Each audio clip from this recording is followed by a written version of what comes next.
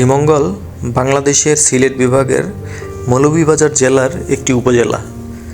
চায়ের রাজধানী নামেও একে ডাকা হয়। চায়ের রাজধানী খ্যাত এই শ্রীমঙ্গল।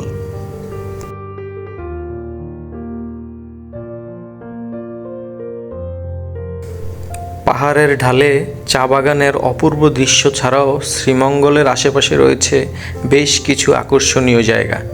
পর্যটকদের আকর্ষণ করার জন্য অত্যন্ত সুন্দর ও নয়নাভিরাম কিছু পর্যটন স্পট রয়েছে এই শ্রীমঙ্গলে।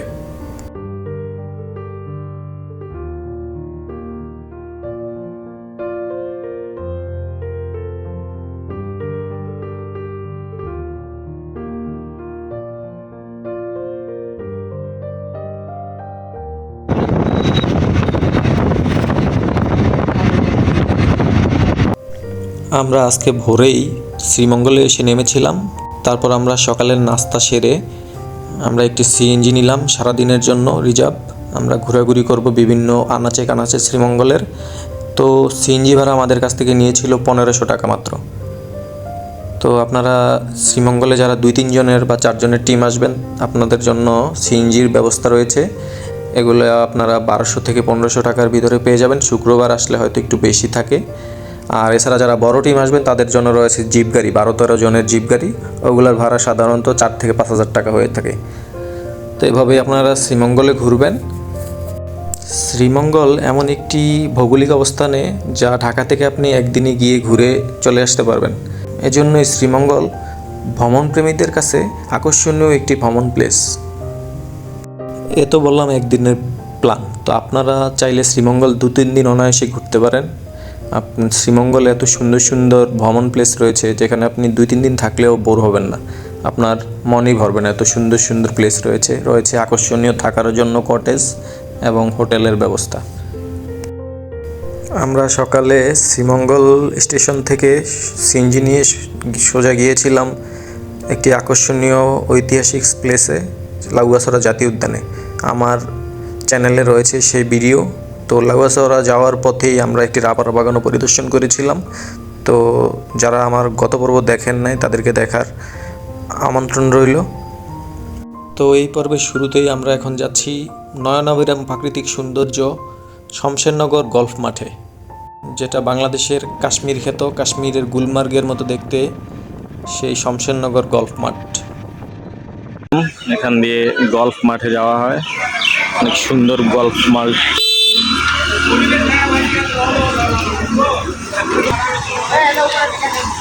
আমরা এখন গল্ফ মাঠে যাওয়ার জন্য এখানে নামলাম।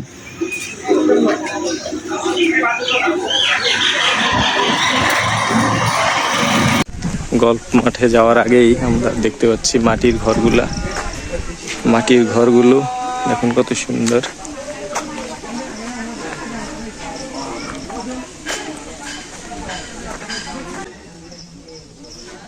আমি সামনে আগাইলাম। আমরা আস্তে আস্তে গল্ফ মাঠের কাছাকাছি চলে আসলাম। সামনেই হয়তো দেখা যাচ্ছে এরকমই অনেকটা। হ্যাঁ,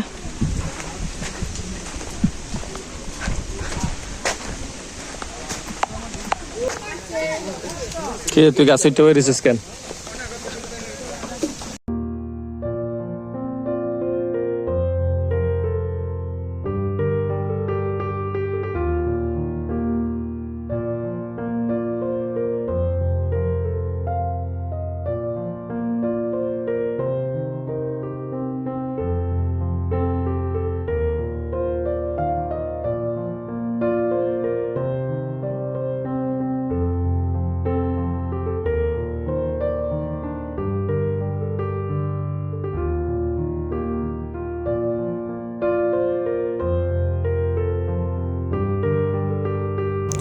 সিলেটের মৌলভীবাজার জেলার কমলগঞ্জ উপজেলায় এই শমশেরনগর মাঠটি অবস্থিত। এই মাঠটি দেখার জন্য প্রতিদিন ছুটে আসে অসংখ্য পর্যটকরা। সবুজের মাঝে কিছুক্ষণ নিরিবিলি সময় কাটানোর জন্য এখানে ছুটে আসেন অনেক পর্যটক প্রতিনিয়ত। প্রাকৃতিক সৌন্দর্যে ভরপুর এই মাঠে পরন্ত বিকেলবেলা সবুজ ঘাসের গালিচা, মায়ায় ভরা উঁচু নিচু টিলা আর ছোট ছোট লেক, এজন্য পর্যটকদের আকর্ষণের আরও মূল কেন্দ্রবিন্দু। এখানে বৃক্ষরাশি বাতাসের সাথে সাথে দোলা দিচ্ছে। পরিবার পরিজন ও বন্ধুবান্ধব নিয়ে এখানে একটি বিকেল কাটানোর জন্য চলে আসতে পারেন এই শমশেরনগর গল্ফ মাঠে।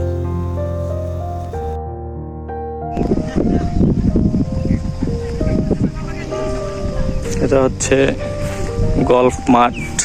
শ্রীমঙ্গলে ঘুরতে এলে এখানে অবশ্যই ঘুরতে আসবেন। এটা অনেকটা একদম কাশ্মীরের গুলমার্গের মতো। গুলমার্গ এমন বিস্তীর্ণ মাঠ রয়েছে। এটা শ্রীমঙ্গলেও যদিও পড়ে নাই, এটা মৌলভীবাজার কমলগঞ্জে পড়েছে। কমলগঞ্জ উপজেলা, মৌলভীবাজার জেলা, সিলেটের মৌলভীবাজার। এই পাশটাতে আপনাদের নিয়ে আসলাম।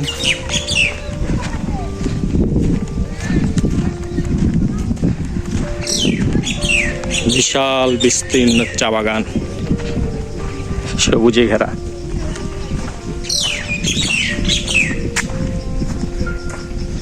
মাঝে মাঝে রয়েছে রাবার গাছ চা বাগানের মাঝে মাঝে।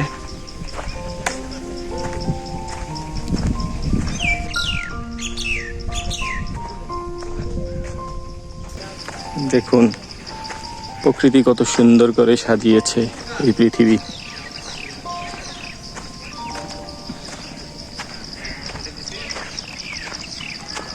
শতবর্ষী বট গাছ।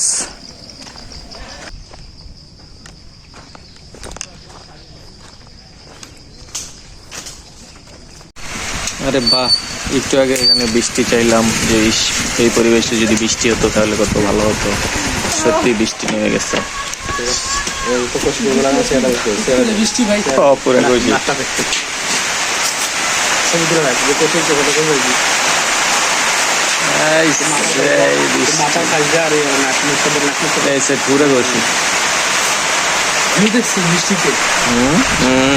না, একটু আগে কামনা করলাম, বৃষ্টি আয় বললো।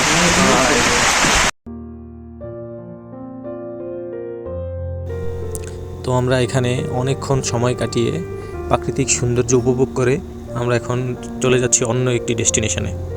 তো এখানে আপনারা আসবেন যেভাবে, আপনারা মৌলভীবাজার আসতে পারেন, ঢাকা থেকে মৌলভীবাজারের বাস আছে।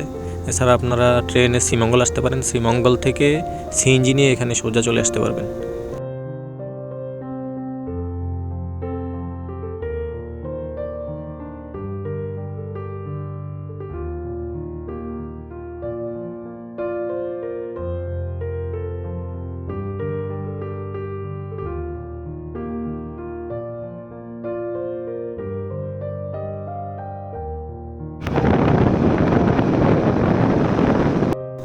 শমশেরনগর গল্ফ মাঠের নয়নাভিরাম সৌন্দর্য উপভোগ করে এখন আমরা যাচ্ছি আরেকটি সুন্দর অপূর্ব মনোরম প্রাকৃতিক পরিবেশ মাধবপুর লেকে, যেটা শ্রীমঙ্গল ট্যুরিস্টদের জন্য আকর্ষণীয় একটি জায়গা।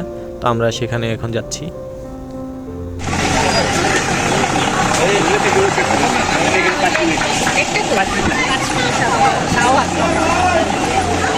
এখানে কি ছাতা ভাড়া দেয় নাকি?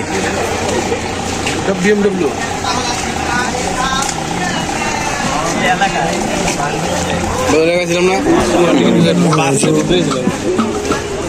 আমরা কোথায় যাচ্ছি এখন? মাধবপুর লেকে। আমরা যাচ্ছি মাধবপুর লেক। আমরা প্রায় আধা ঘন্টার মতো সিএনজি ট্রেকিং করে চলে আসলাম এই মাধবপুর লেকে। গল্ফ মাঠ থেকে এর আগে আমরা গিয়েছিলাম গল্ফ মাঠে। গল্ফ মাঠ থেকে প্রায় 30 থেকে 35 মিনিট সিএনজি রান করে আমরা চলে আসলাম এখন মাধবপুর লেকে।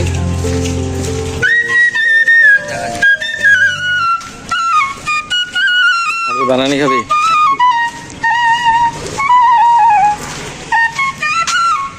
করুন সুরে বাসি বাজে দাদা।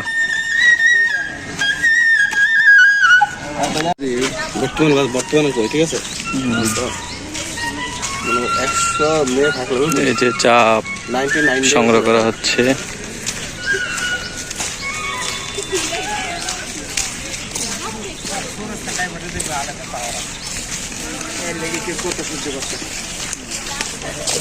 প্রচুর পরিমাণ টুরিস্ট দেখা যাচ্ছে এই মাধবপুর লেকের কাছে।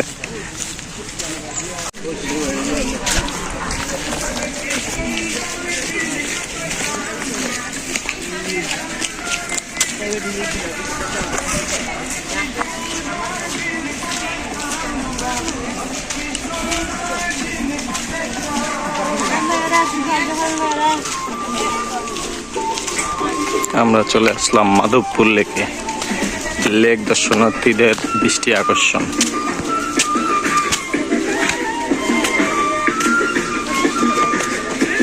ওয়াও,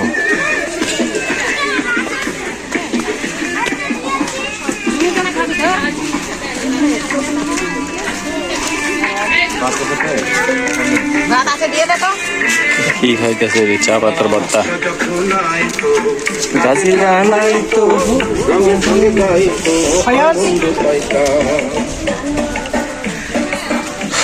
ওয়াও, দৃষ্টিনন্দন এক লেক। সেই তো সুন্দর আছে।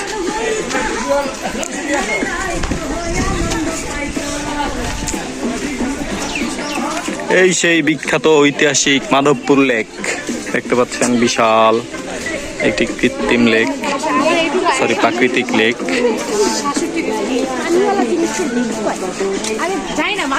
এখানে ছবি তুলবো আমরা, তাহলে সামনে আগাই।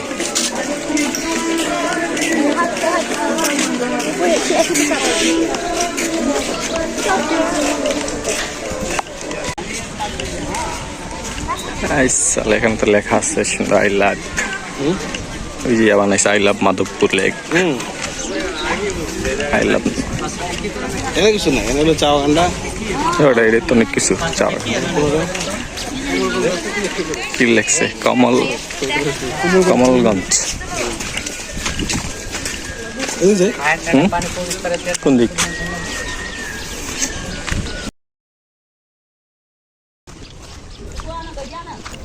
আমরা লেকের পাদদেশ থেকে একেবারে সোজা উঠে যাচ্ছি পাহাড়ের উপরে। লেকের পাশেই রয়েছে সুউচ্চ পাহাড়। আমরা উপর থেকে এবার লেক দেখব। উপর থেকে লেকের নয়নাভিরাম সৌন্দর্য দেখার জন্য আমরা পাহাড় বেয়ে উপরে উঠে যাচ্ছি।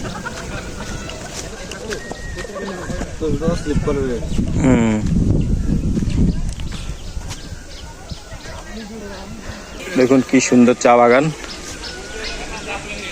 যেদিকেই তাকাবেন শুধু চা বাগান, সবুজ আর সবুজ আর সবুজ।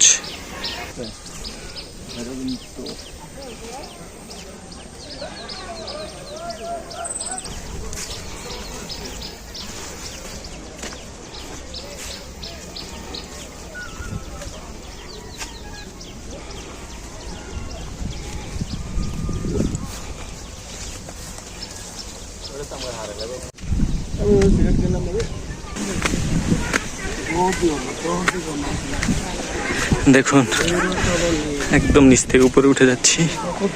এই যে পুরা নিচ থেকে পাহাড়ের টিলায় উঠে যাচ্ছি।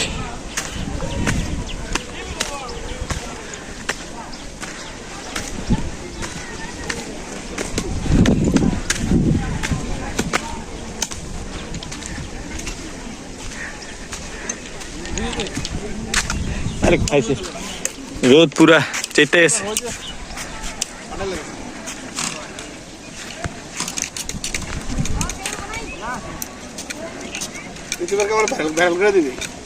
হ্যাঁ দিয়ে দেবো। হ্যাঁ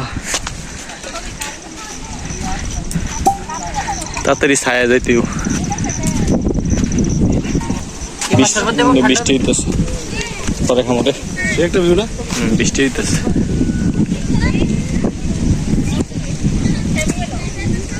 পাহাড়, মেঘালয় পাহাড়, ইন্ডিয়ার পাহাড়। দার্জিলিং সুন্দর জায়গা আছে রে।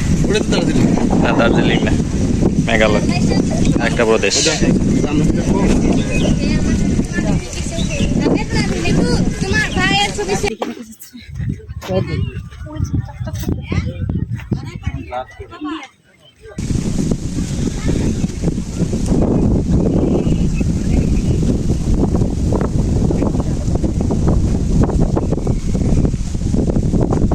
পাশে লেক।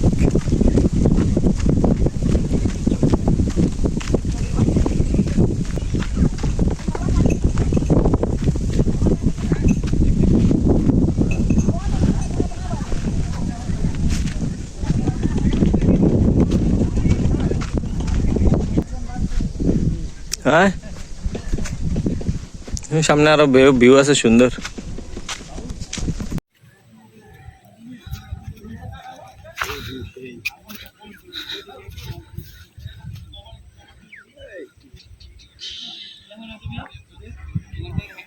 বিশাল বড়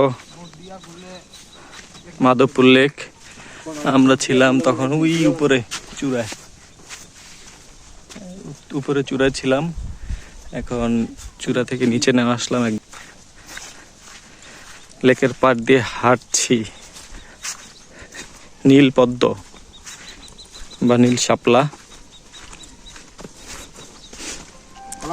শাপলা ফুল দেখা যায় ফুটেছে, কি সুন্দর।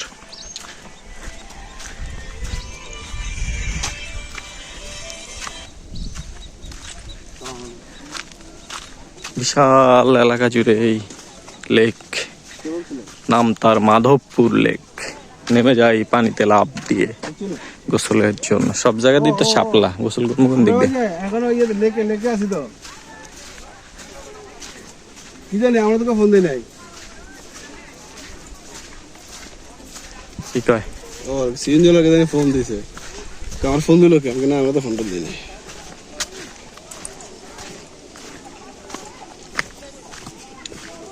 নেমে যাই, যোগটিতে নেই থাকে। আর কিছু না, যোগকে ধরলে ওটা পরে বুঝবি বাল। আমি যোগের দিনে টন্ড এই যে মোটা মোটা যোগ, বুঝতে এক সময় তো রক্ত খাইলে বাড়াচ্ছে কারণ কি কয়?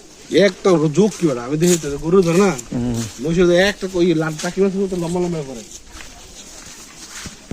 বৃষ্টি স্নাত এই মাধবপুর লেক, দেখুন কি সুন্দর বৃষ্টি ঝরছে।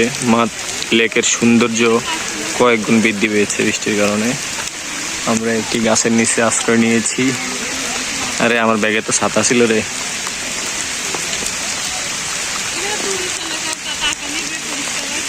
ও যে খালা আইতাছে, এই আর যারা বিষয় আইটা গাছ থাকলে ভালোই তো। হ্যাঁ, এই আইটা দেখ দাদা কেন দাদা। তো সবাই ভালো থাকবেন। আজকের পর্ব এখানেই শেষ। সামনে আরেকটি পর্ব নিয়ে আপনাদের সামনে হাজির হব শ্রীমঙ্গলের। তো সেই পর্যন্ত সবাই ভালো থাকবেন, সুস্থ থাকবেন। আল্লাহ হাফেজ।